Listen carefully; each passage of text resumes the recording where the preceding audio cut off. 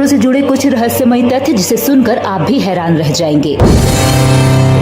2600 ईसा पूर्व यानी कि आज से हजारों साल पहले सिंधु घाटी सभ्यता की प्राचीन बस्तियों में मोहनजोदड़ो सबसे बड़ा, बेहद ही खूबसूरत, शानदार और सुख सुविधाओं से लैस शहर हुआ करता था। लेकिन आज दुनिया में यह शहर मृतकों का टीला नाम से जाना जाता है।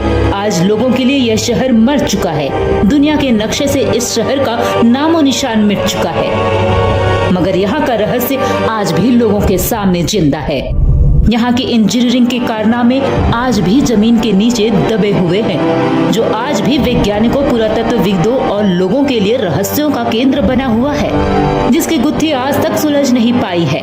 आज भी हम सभी के सामने यह सबसे बड़ा सवाल है कि सिंधु घाटी सभ्यता का विनाश कैसे हुआ। तो आइए जानते हैं आखिर क्या है यहाँ का रहस्य। अब तक जो हम सुनते और पढ़ते आ रहे थे कि सिंधु घाटी सभ्यता की स्थापना 2600 ईसा पूर्व हुई, लेकिन भारतीय पुरातत्व सर्वेक्षण और आईआईटी के नए रिसर्च के अनुसार सिंधु घाटी सभ्यता मेसोपोटामिया और मिस्र की सभ्यता से भी हजारों साल पुरानी है।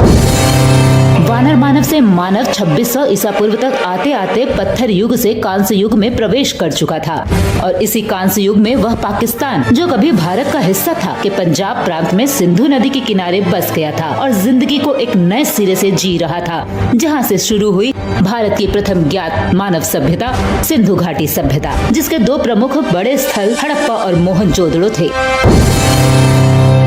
1856 में जॉन्स विलियम बर्टन पाकिस्तान में कराची से लाहौर तक रेलवे लाइन बिछाने के लिए कुछ खंडहरों की खुदाई करवाने का काम कर रहे थे।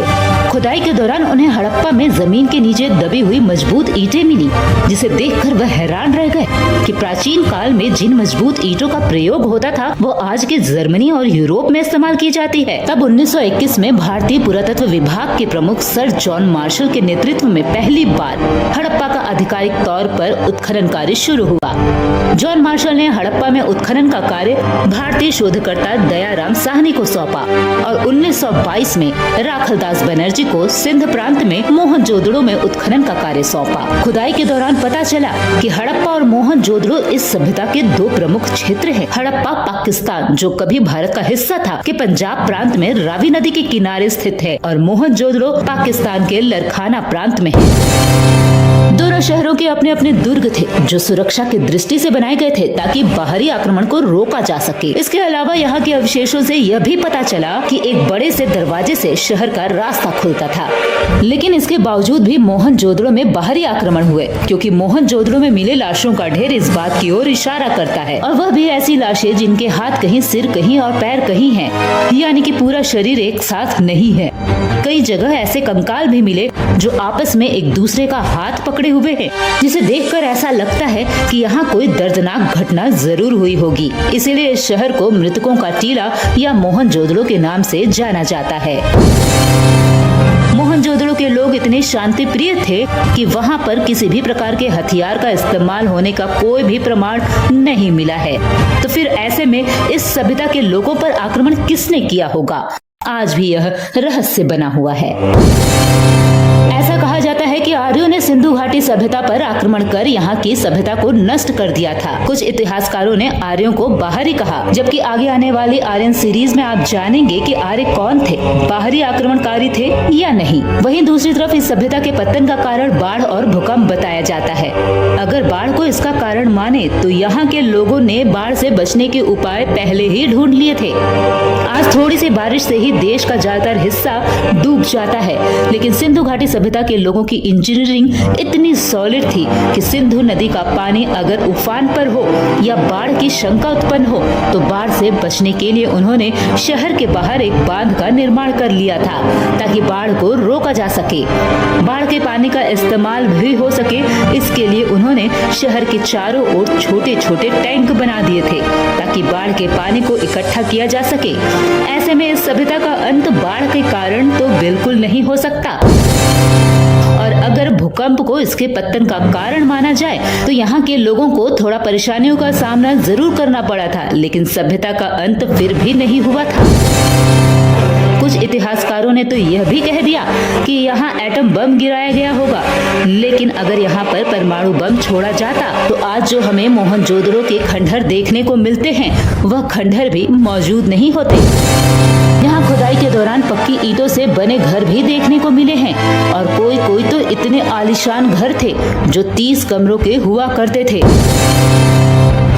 आज हमारा देश इतना विकसित होने के बावजूद भी घर घर शौचालय जैसी योजनाओं पर काम कर रहा है, लेकिन प्राचीन काल में मोहनजोदड़ो एक ऐसा शहर था जहाँ के सभी घरों में शौचालय था और शौचालय भी ऐसा जैसे विदेशी लोग इस्तेमाल करते हैं। शौचालय का गंदा पानी आसानी से बाहर निकल सके इसके लिए अंडरग्राउंड नालियां बनी हुई थी, जो आज के विकसित शहरों में भी कम देखने को मिलती हैं। नालियां, स्नान घर और घर बनाने के लिए जिन पक्की ईंटों का इस्तेमाल किया जाता था वह वाटरप्रूफ होती थी।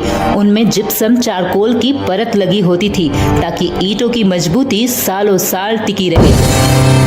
घर घर में स्नानागार के अलावा मोहनजोदड़ो में एक विशाल स्नानागार भी था जिसे ग्रेट बाथ कहा गया।